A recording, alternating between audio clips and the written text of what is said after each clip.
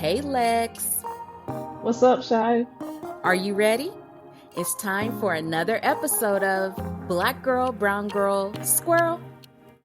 We want to take a moment to acknowledge there are a variety of people who could describe themselves as neurodivergent, and this can include a diverse list of conditions, disorders, etc. And while our experiences may specifically relate to autism spectrum disorder, ASD, and attention deficit hyperactivity disorder, ADHD, we hope that all our listeners can feel welcome and relate to the shared experience of being neurodivergent in a neurotypical world, because this is our safe space. So tell me something. You said when you got diagnosed, it felt like relief. Mm-hmm. So how was your diagnosis a key to unlocking your past and making you feel relieved? It's almost like reading information about ASD, how it presents, how it presents in women specifically, how it presents in little girls specifically. It's like as soon as I read that stuff, it's like I got a reel in my head Mm. that suddenly was like my entire childhood just kind of like went through my head. People say my life flashed before my eyes. It was like that, but like I wasn't dying. I was just learning stuff. I could suddenly start remembering things about my childhood that at the time might have felt off, but I didn't have words for it. Mm-hmm. That maybe I didn't think about a whole lot as an adult because of secondhand embarrassment for myself, which is like secondhand embarrassment for the firsthand embarrassment I had. And then being like, oh, that's why that happened. So Mm. then it was almost like a deeper understanding of myself in a sense of when I'm first thinking, okay, I have some social challenges and I hate eye contact and I don't know how to do this and I don't know what to do when I go in a room. And then going like, no, when I was a kid, making friends was very complicated because I didn't understand how personal space worked. Like Ah. I have distinct memories of me like trying to talk and trying to make friends and like these girls leaning back because they're like, why are you so close to me? And that was the feedback of me being like, well, whatever you're doing right now, that's probably not right. Like that's probably not how you make Mm-hmm. friends. So maybe be particularly aware of how close you are to people. Okay, check. I got that. It was like I realized all the ways that I had been doing self adjustments Mm-hmm. so that I could seem less socially inept. Got it. And then once I was reading that the things I was doing, it's like you ain't make up nothing new, child. This is most women in your situation were doing this. I was like, oh my God. Like it was like, wow. So there was relief with like it's like I that key unlocking was almost like unlocking memories and then explanations and they were going together. Mm. And it was like putting pieces of a puzzle together of like this is how you come up with the person that ends up being Alexis. When you said that, it made me think about how, because you're a math person. So it made me think about how I would Hmm. always go to the back of my workbooks where the answer key was, Hmm. because math, especially word problems, would scramble my brain. So I would always go to the back, get the answers, and that would help me a little bit in unscrambling all of that. That's kind of what, when the key unlocked all these things for you and it's like started matching up, and I was like, yeah. Hmm. And I guess I can understand that too, because it was somewhat similar with me, like, but mine unlocked the emotions that went Mm. with all of that. Why did I make this decision? This key unlocked that emotion. Why was I avoiding doing X, Y, and Z? This key unlocked that emotion. Why did I feel this so deeply? Like, I had a really hard time understanding why I was, when I tell you I was sensitive as a child, I was sensitive. Hmm. back in the day, they would have like Hallmark commercials come on TV for the cards. I would cry on those. If the fly died in a movie, I'd cry. Like I was constantly crying. My Mm, mom's like, why are you always crying on stuff? I was super sensitive. And I was getting bullied at school, and that also added to that and everything. But getting my diagnosis kind of unlocked the key. It was like, part of it was because of, having the rejection aspect of it. That was part of the people pleasing. I didn't want to be disliked. I wanted everybody to like me. And why can't you like me?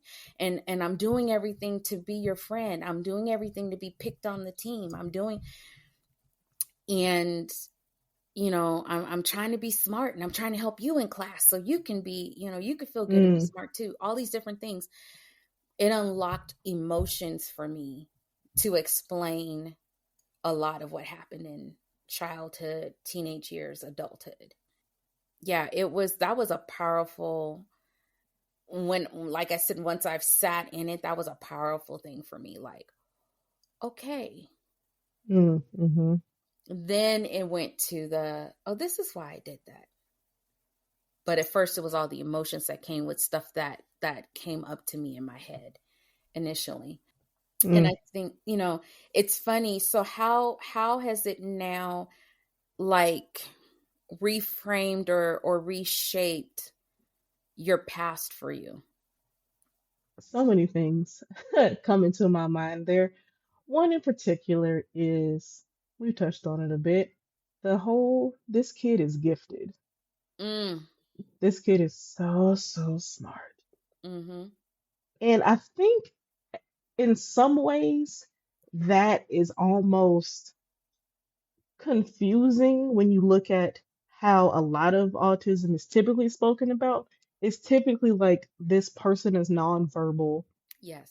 is struggling in different classes and things like that. I had the complete opposite, right? Mm-hmm. I was highly verbal. I was reading at age 2. I distinctly remember my parents saying they went to a parent teacher conference when I was in, I don't know, probably elementary school. And the teacher was like, "Hey, Alexis is doing great. She's kind of made up her own math." And they were like, "What do you mean?" They're like, "Well, the math that we are doing in class, she is looking at these problems, she's getting the same answer, but she ain't doing what we teaching. She is doing something different. But what she's doing, it like works, like it's correct, but I don't even know where she got this from." Wow. So when you're operating like that, they're like, "This kid is so smart. This kid is," ugh. And then you do get kind of put on that pedestal that you kind of mentioned in the earlier episode. Like you're, Mm-hmm. and that can be kind of weird. Now, one thing that I did figure out, that feeds a lot of what kind of positive reinforcement works for me, what kind of things motivate me. Mm. I am motivated by, Alexis is very smart and she figures these things out by herself, and then she just does it. But what does that mean? Alexis is not a person that asks for help a lot. Oof. So when you become older, That you burnout. are, that burnout is something serious. Been there, been through it, didn't have a good time. So things like that. And then it's like, okay, then you're known socially in class is like, "Oh yeah, it's that girl, she's smart." Yeah. So you're like, "Oh, sometimes I can get some good feedback socially for being known as the smart kid. In these ways, it's actually helpful." Okay, keep going down that path. Maybe you'll make Mm. some friends this way. Maybe things will work out for you in this way. That's one of the first things I thought about. I barely remember the question you asked me, but about all about the past. And Well, I was like, just, "Ooh, that one."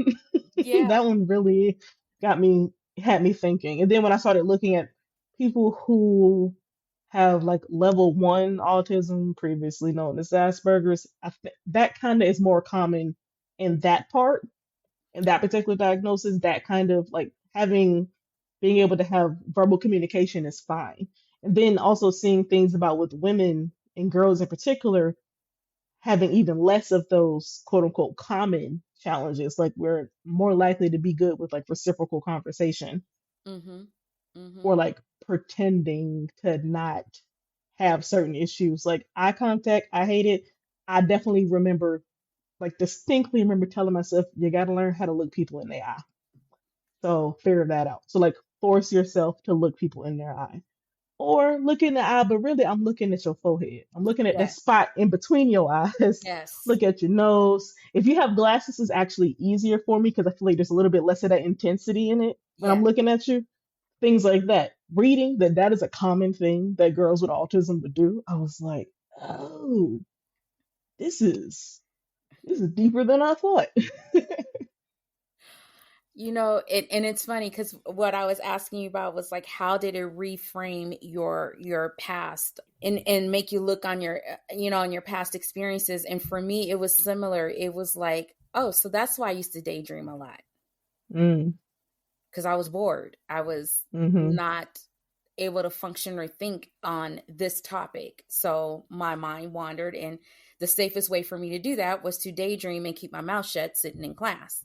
I also too I got that whole gifted thing, and and I've had conversations even recently with my husband about that, like, well, what does gifted mean now? So I'm gonna have to go back and talk to him about that because they do still have gifted programs, gifted students, and so on. And I'm like, I was called gifted, but that was just because I could hyper focus on reading because it was something I really liked.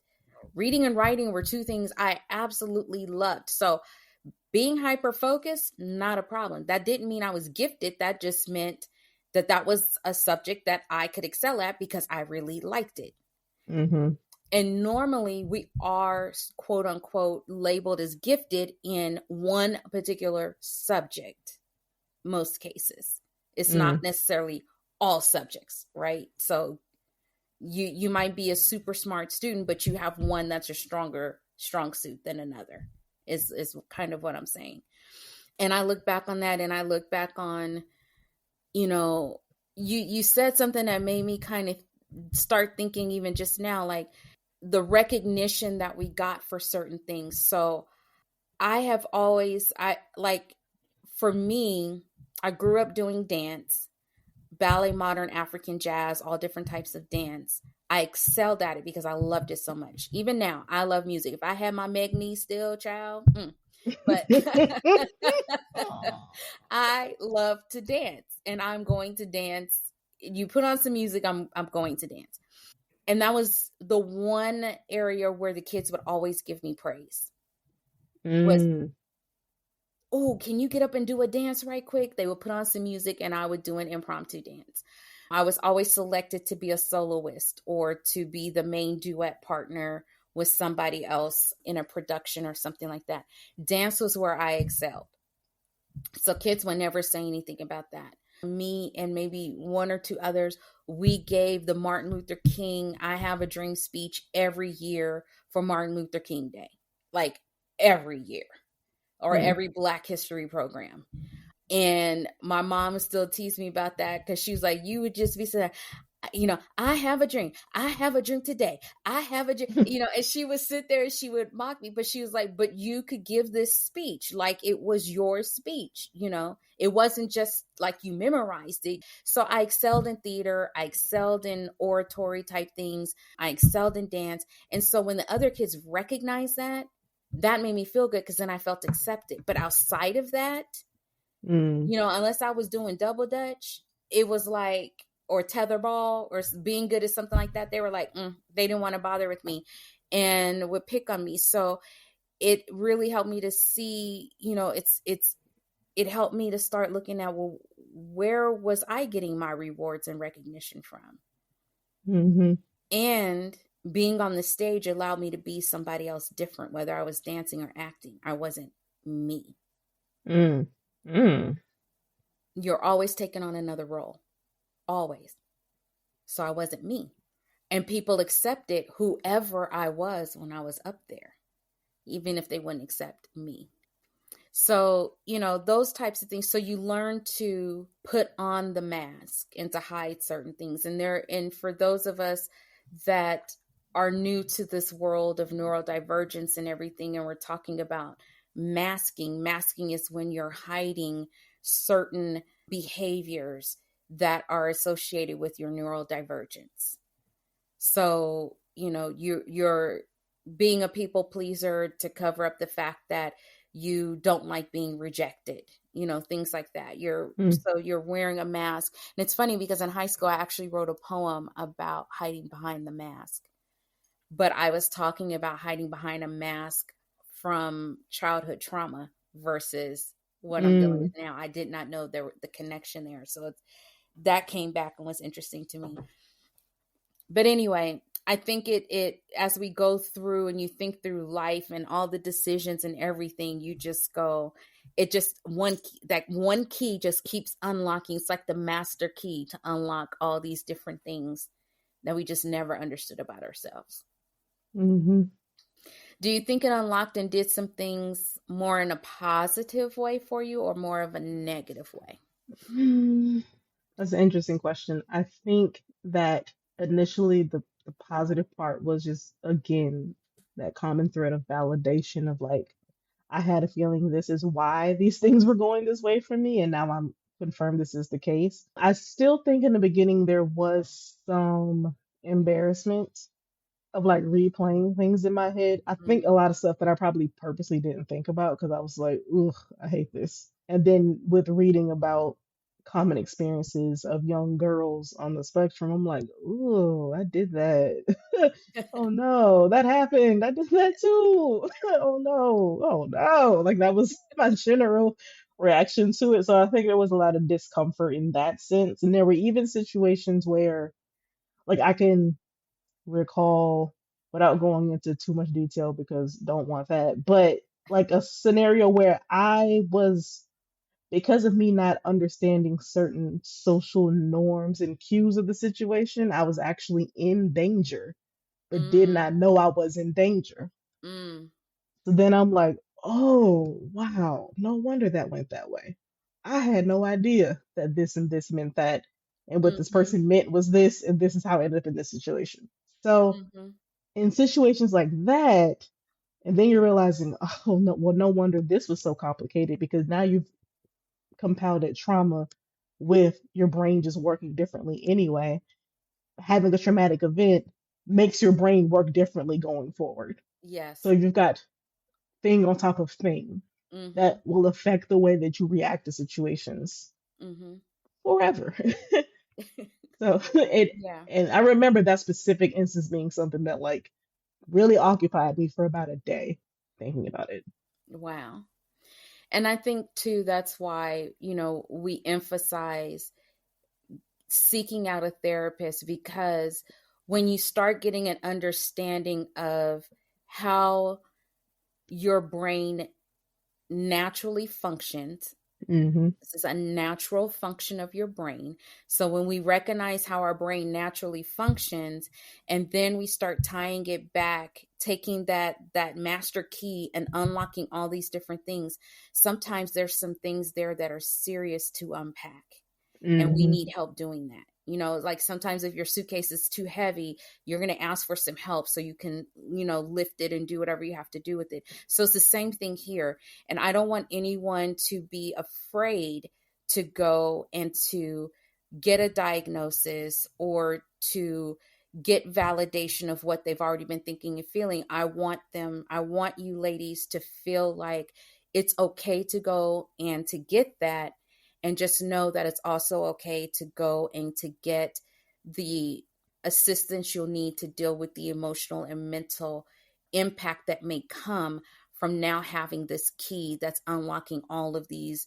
once locked doors that are in your mind. Because it's the more you know yourself, and I've said this before, but the more you know yourself, the more empowering it becomes. You show up differently in spaces. You look at Mm. things differently, right?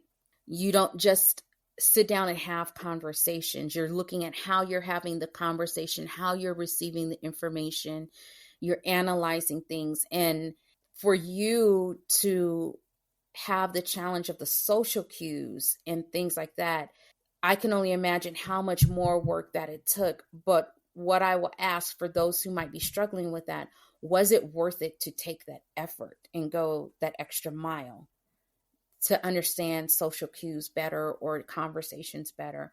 Not so much that you can be more neurotypical, but Mm-hmm. was it beneficial to you and worth that extra step just for you and where you are in the world?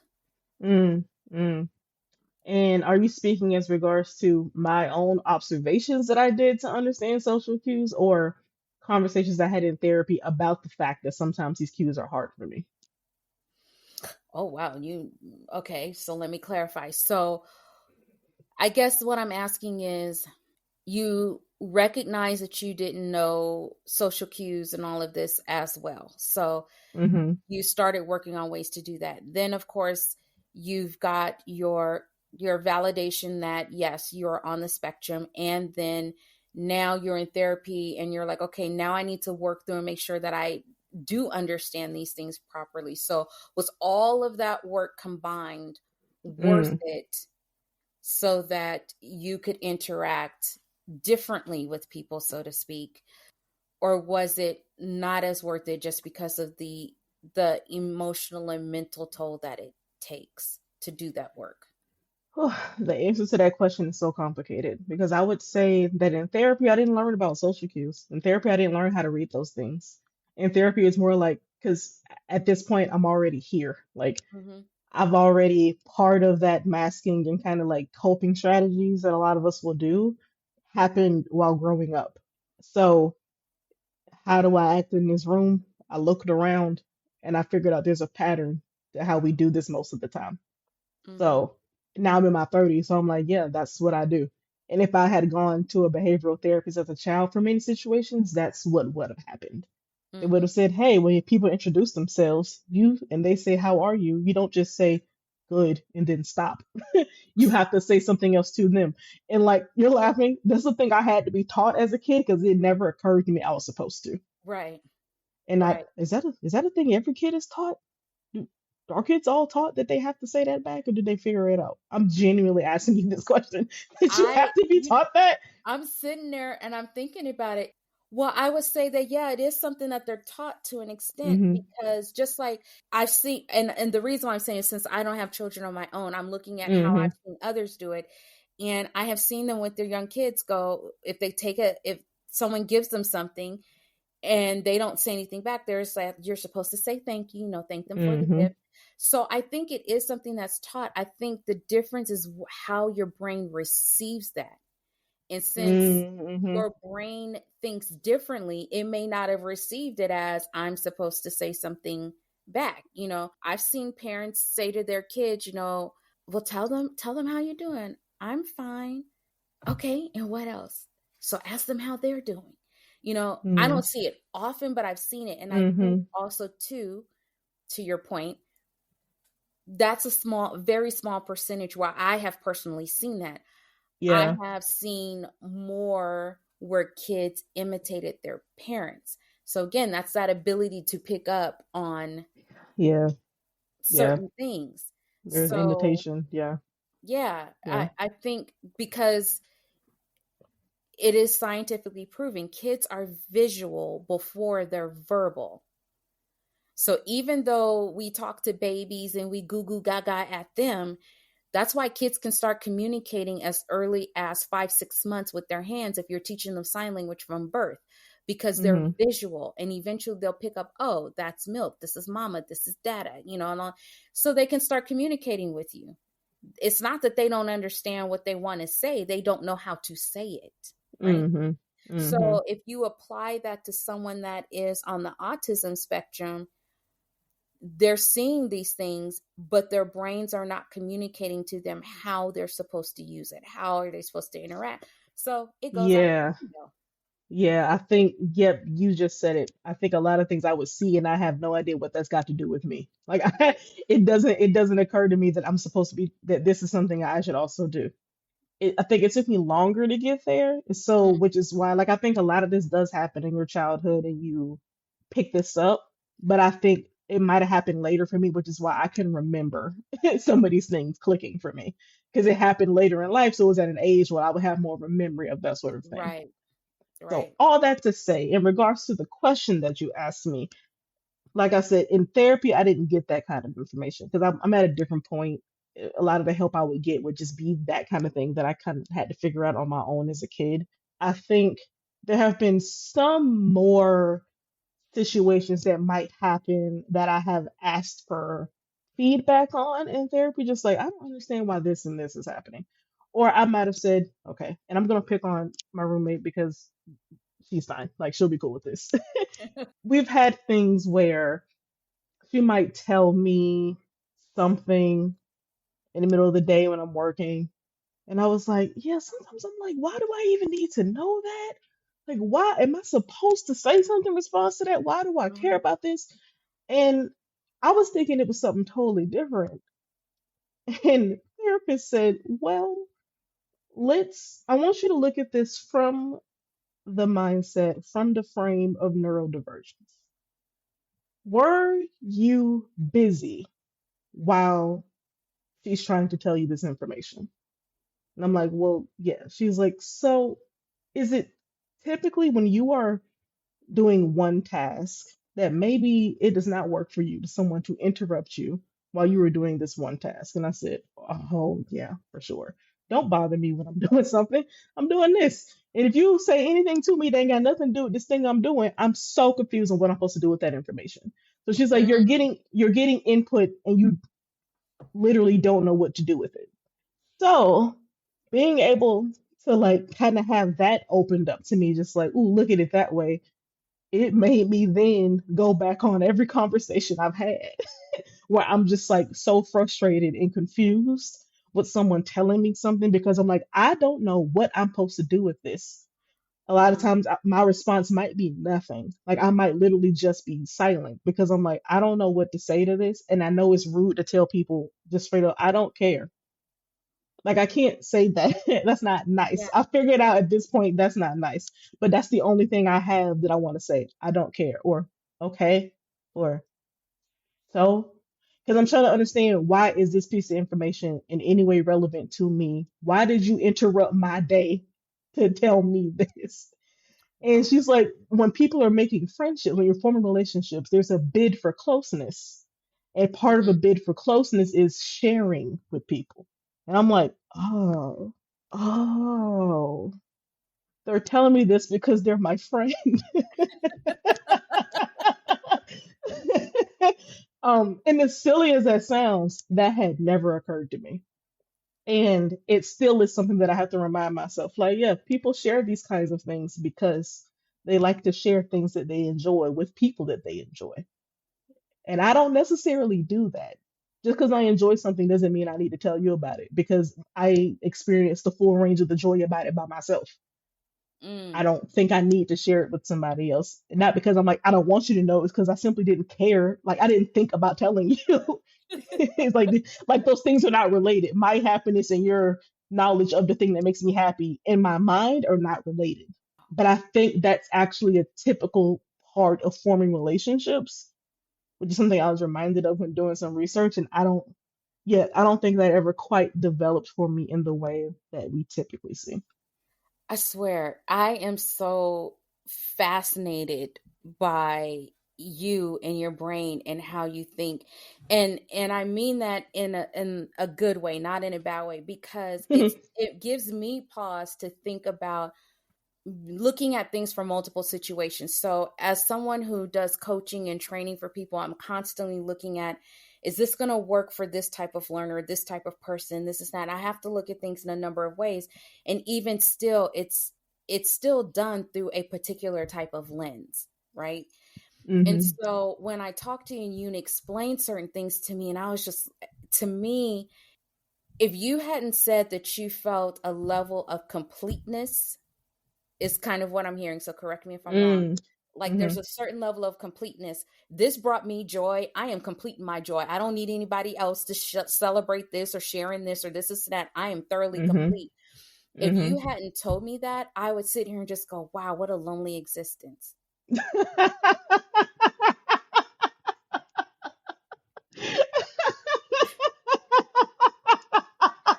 Because See, now she laughing at me, y'all, and I'm being for real, for real. No, that's so funny because I never would have thought that's where you would have went. But when you said it out loud, I'm like, oh, I guess that makes sense. But my initial reaction to that is, but I don't need you for me to be happy. Like I don't need you to participate in what makes me happy for me to be happy.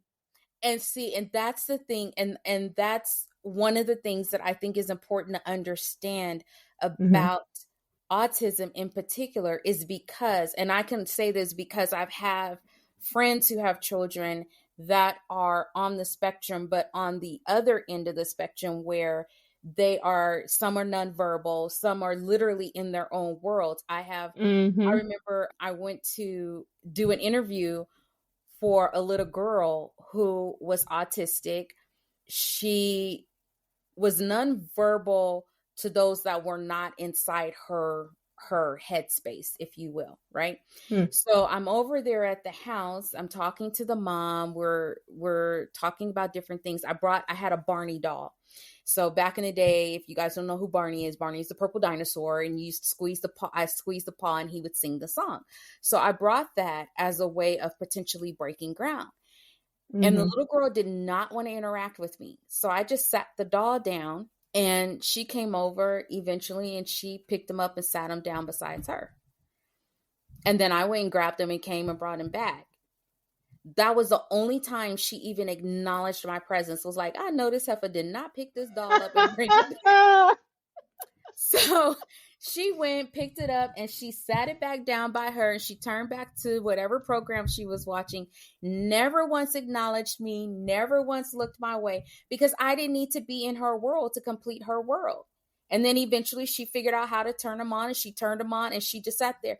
But I've observed children, and now some I know are young adults, that have that bubble around them. It's like, I don't need you in my space. I'm perfectly fine in my space. I'm happy in my Hmm. space. In my space, it's this and it's that. And it's, whatever it is for them that constitutes that space. So to hear you describe that, like, I don't need you to be in this part in order for me to feel a certain type of way or to celebrate this. Because most of us want to celebrate our joy with other people. You're like, nope, I'm good. I can celebrate by myself. I am so. If you hadn't shared that completeness with me, that really would Mm. make me go, that's got to be a lonely existence. And I don't think we realize, I think we attribute our emotions, just like we do with animals. We attribute our emotions onto animals to assume things. And Hmm. I think that's what we do with a lot of people that are on the spectrum is, oh, they must be feeling lonely and left out and this is, and they're in their own world and they're not. The child that's over there stimming and in their own world, and you know they might be thinking of, you always see in TV, the prodigies and stuff, that they're doing math or they're doing art or doing Hmm. whatever, but you don't know what's going on in their brains. But they might not be feeling what we think they're feeling, which is isolation. Hmm. Hmm. And Hmm. you just helped me to appreciate that they may not be feeling that. That's us attributing our feelings to them, because that's how Hmm. we would feel if we were quote unquote neurotypical thinkers. That's how we would feel. Hmm. Hmm. And then, so with learning, then like this is how typically interactions happen with people and why they would make that bid for that closest, share the information. It then made me reframe conversations I've had. And then it helps me so that when this comes up again, I don't, well, that's a lie. I do immediately still feel like this is purely an interruption. But then I can go to the next step and say, but there's probably a reason for it. Mm, And so it takes a little bit of the confusion out because okay. I still might be confused about why are you telling me this, but I can be like, and if you get to the end and it ain't got nothing to do with me, I'm like, they told me this because I'm their friend and they just wanted to share. And I can go, okay. And then I can get back to what I was doing. Or it helps me. You said, and then I can get back to what I was doing. I can also communicate to close friends like, hey, I love you so much. You're my friend. You're gonna have to wait to share certain things with me until I am not in this hyper busy part of my Mm, day when I am very much focused on doing a task. yeah, Because I won't even be able to give you the kind of interaction that you're looking for because I am not in the place to do that for you right now. yeah. So if you Oh, trust wait, me. I've so learned that through our group text. You're like, if you send me yeah, one more Instagram reel or whatever, and I'm like, this is yeah. how I show you that I'm thinking about you all day. And you're like, Hmm. why? Why are you even thinking about me? I don't care. I'm working. No, no. Okay, for y'all listening, we do have a friend group text. That joint is muted, and I will go days without looking at it because of most of the stuff in there, I ain't really got nothing to say to it, and it don't make no sense for me to say anything. So it's just there. And then on the times when I feel like looking at it, I'm like, okay, what does that say? And I might be like, I got nothing for that. So I don't say nothing for that. And then other times I'm like, hi, I watched it and that was funny. So good job. So If it's something that I need her to really give attention to, I will send it to her separately. And I know that it will hmm be a couple of days before she'll not respond. a But couple of days. sometimes it's okay. In all fairness, sometimes it's within the same day, and then other times it's a couple of days. But on the group chat, I don't even expect her to respond to half the stuff that's flying around there because she's just, but what I appreciated was you at least let me know. It wasn't like, friend, I'm trying to ignore you, or why are you bothering me all day long? You're like, really, when this stuff is flying around too much, it's too much for me. I ignore it. I go to the last hmm thing that was sent, kind of thing. hmm Unless I specifically mention something about BTS, then she's gonna jump on it and respond back right away. And that depends on what it is. Well, that's true too. That's true too. But no, but that's also too, I think, is part of it. Like you said, it's not just the building the friendships, it's learning how to communicate as well. hmm hmm And there are, one of the things with some of us with ADHD, we're over communicators.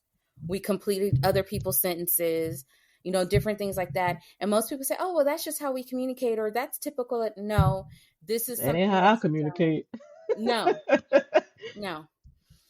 And we have to take time, just like you have to take time to learn social cues and pick up on things. We also have to take the time to pick up on social cues. Like for me, for the longest, I just did not know that people considered that rude. And I Mm-hmm. also didn't know how often I was doing it, because it hmm was just the way that I had always communicated, even within my family, which I've talked about before. So when people are side eyeing me at work, or when people felt like I was trying to dominate a conversation, I was like, no, I wasn't. But you said a really mm cool idea. And I was like, I'm backing you up. I'm like hyping you up. That's a good idea. And here's another way you can take that to another level. Now go and run with it. I'm not trying to take your idea. But people didn't see it that way. And hmm so I had to learn what collaboration really looked like in the neurotypical world and what that meant. And I did not realize that that's what I was doing. I now know better to know that's what I mm was doing. But, hmm like you said, we develop some of these coping skills and we're not exactly sure why and all that stuff. We're figuring out you know, how to make things work. I look back and I realized that some of my social interactions with people were a turnoff. And that was because I was a people pleaser and I wanted to say yes. And if you told me there was something you like that we both like, I'll give you a perfect example. So I shared a cube with this young lady. Her name was Marianne. And let me preface this by saying that in my department at the time, there was only two of us that was Black. There was one Filipino and one Chinese girl out of 20 some odd, 20 to 30 people in this department. hmm So there wasn't a lot of cultural connection in the Martha Stewart department, but we Did tried. you say? Did you say it was the Martha Stewart department? Yes, because at that time she was huge, and that was Mm-hmm. exactly who they wanted. That's who they were. That's who they wanted to be. And that's a whole nother story. So I will have to get into all of that at another time. But anyway, in this Mm-hmm. particular situation, so Marianne and I shared, a cube wall. When Sarah McLachlan's song came out, Mm-hmm. Angel, Mm-hmm. I absolutely loved that song. And I had a radio at my desk that had the removable speakers. And so Marianne said how much she liked that song. And I was like, oh, really? So every time it came on, I would just share my speaker just for that one song and pull it back. And it wasn't until later that I realized she was like, oh, thank you. Oh. It was too much. And here I am thinking we're bonding. This is a friendship type thing. We're sharing. This is something we have in common that we both like. But it was, I don't want to say offensive, but it was pushing her away. She was like, oh my God, here comes this girl again with this. Mm-hmm. But I was like, but she likes me. And she likes the same song that I like. So we're good. Not picking up on the fact that there was still not just literally, but figuratively a wall there between us, which later came out in a not so pleasant situation. But like I said, that's a story for another time.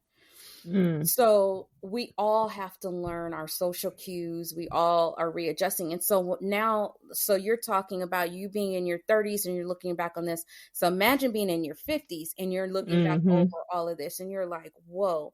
And you have come up with all these different coping mechanisms, and some of them work, some of them still don't work. And you're trying to figure it out. And you're thinking, and I keep going back to my big age because that's how it feels. It's like you said, you felt like there at one of the episodes, like you felt like there was a missing code or a missing piece that should have been put into there. Yeah, a manual. I didn't get mine. Yeah.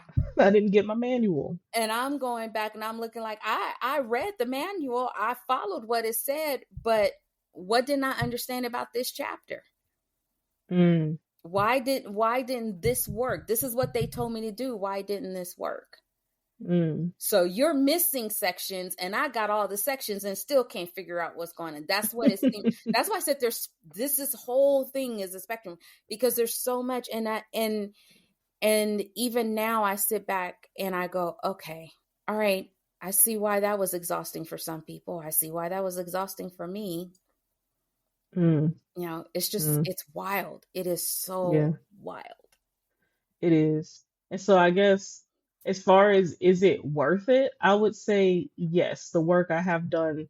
So the work I've done to understanding social cues growing up, I'll say is net neutral, because part of that was masking so that I didn't stand out too much and make other people uncomfortable, so that then eyes aren't on me for being the person who made things uncomfortable. But it has, paying attention to those things do help me to be able to form relationships of some kind.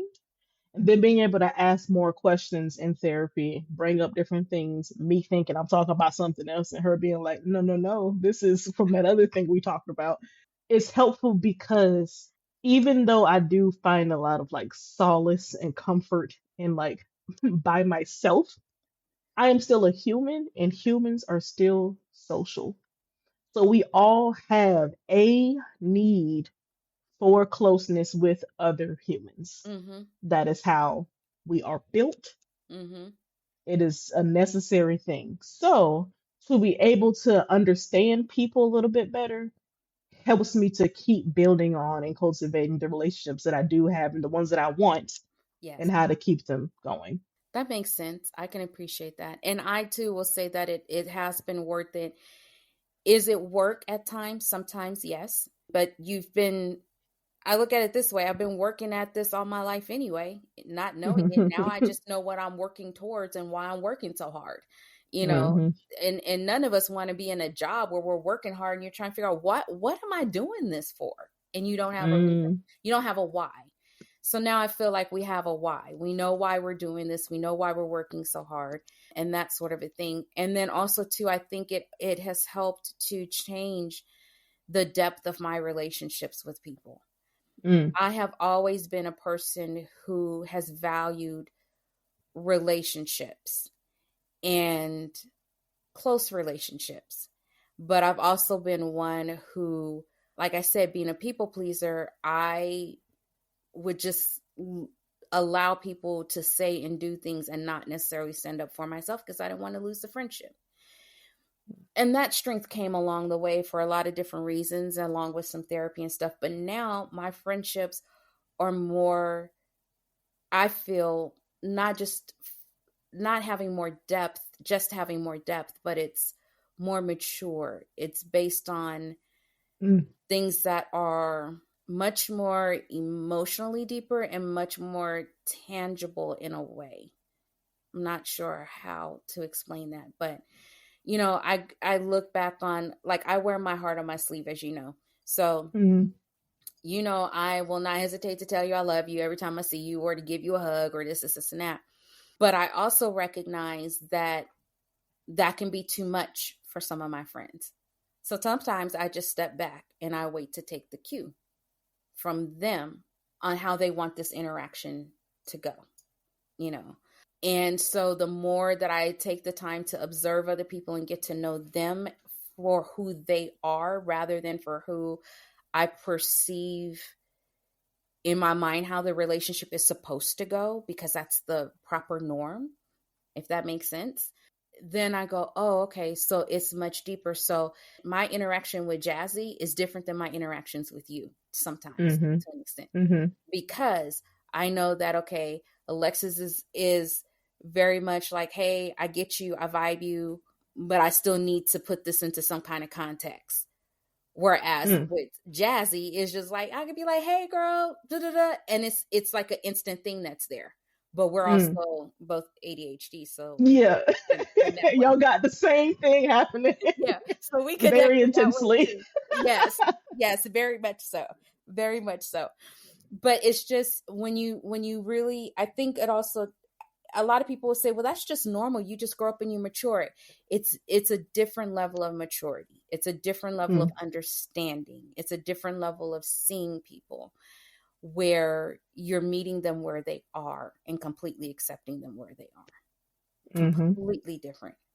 And trying to understand that. Like, I remember when we were on our way to the Epic High concert and we were having our conversation, which is one of the first times we had a really in-depth conversation about your being autistic and my ADHD. And I was asking some things, but I remember I said to you, which is one reason why it kind of gave me pause, is I said, I talked about what it was like I always wanted to have a house where people felt warm. Like when they came in, they felt like this was home. And I said, I feel that at your house. And you were like, can you explain what that means? Because I don't understand that. mm-hmm, mm-hmm, And I was like, wow. So that's an emotion that not everybody feels or gets or understands. And it kind of blew my mind. And I've thought about it often. I was like, okay, well, how would I describe this to somebody?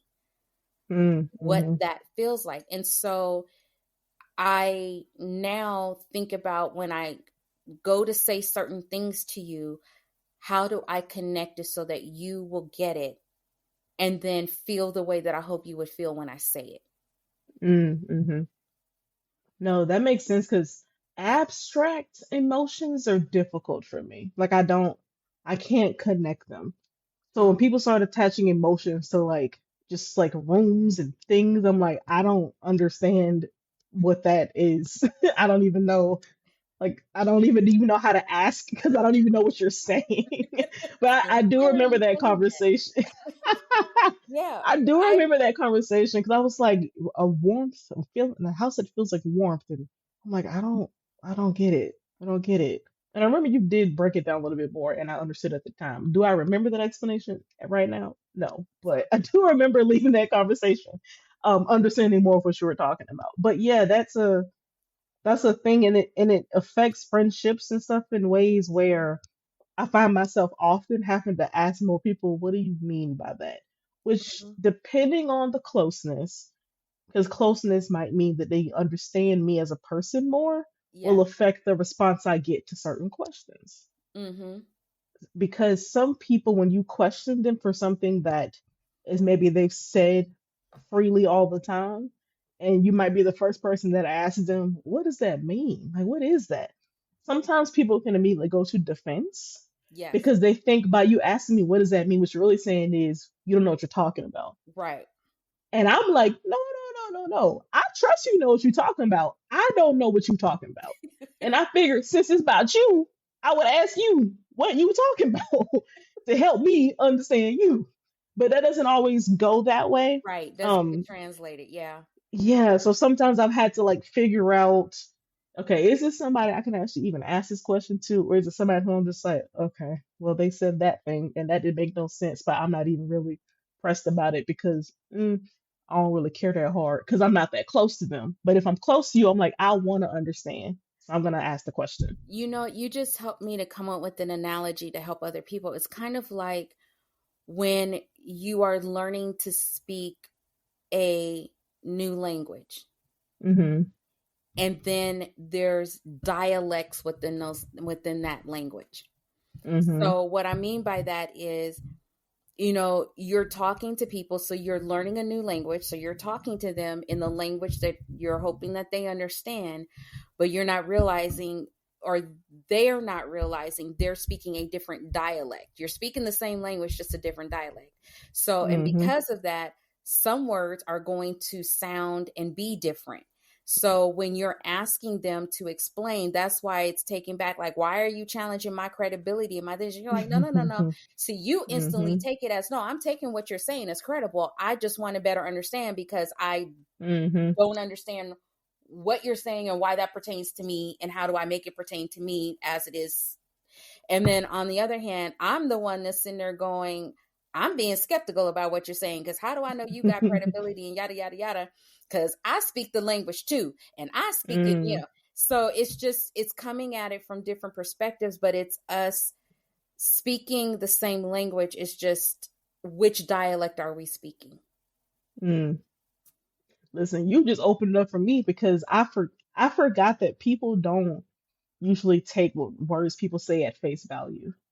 I typically do because I have to rely so heavily on verbal communication because nonverbal is not that easy for me. Mm-hmm. So I forgot that other people might not live their life that way. So they're just like, nah, I'm asking this question because I don't trust you, bruh. And Yeah. I'm like, no. And so if that's what typically is happening, that is why my questions are being received in that way. So that might mean Could sometimes be. if I ask a question, I might have to preface it with a little bit more. Just like, ooh, okay, I'm interested in what you're saying, but for reasons. I find that a little bit hard to understand. Can you explain that to me this way? Instead of me just being like, what that mean? And why are you telling me?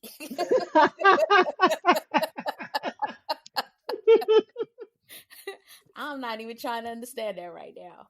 But it's just, it's interesting. So for our listeners out there that are on this journey, that are on this path and everything else, what would be kind of like your one takeaway? Because we've talked about how this has impacted us in a number of different ways, you know, academically to an extent. We didn't go a lot into that, but we have talked about Hmm. that in the past, our personal and professional and things like that. So what's the one thing you would want people to walk away with in understanding how having this diagnosis or confirmation is a key that can really help them to have a better future?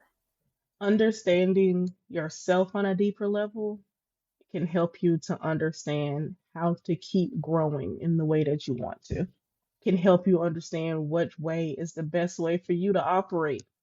How have you been moving through the world? How do other people typically move through the world? How can you better understand what they're doing since our life kind of is constantly us interacting with other people? So having that information is so key to helping you to know how to navigate the waters of your life because you're here and you're going to be here.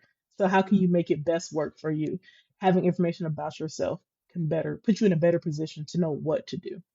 I agree. I agree.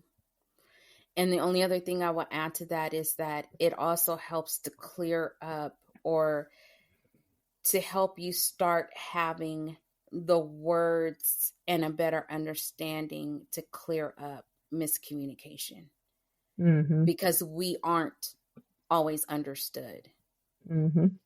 and we try to convey what we're thinking or feeling, and it's not always well received. Like I said, you know, like I overly communicate about my thoughts and my feelings.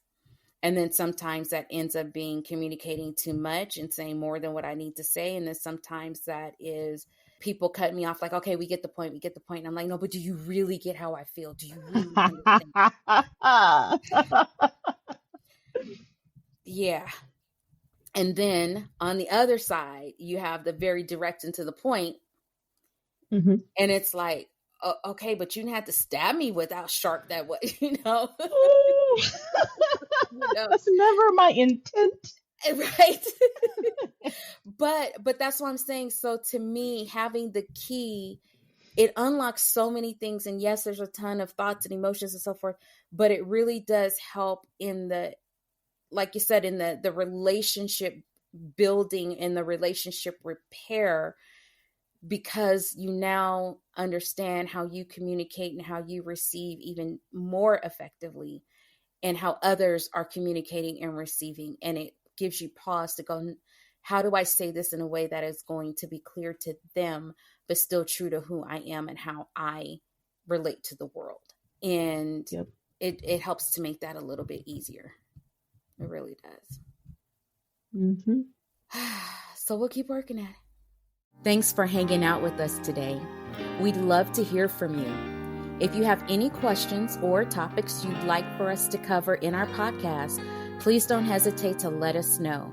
You can send us a message on our fan page at fanlist.com/BGBG Squirrel.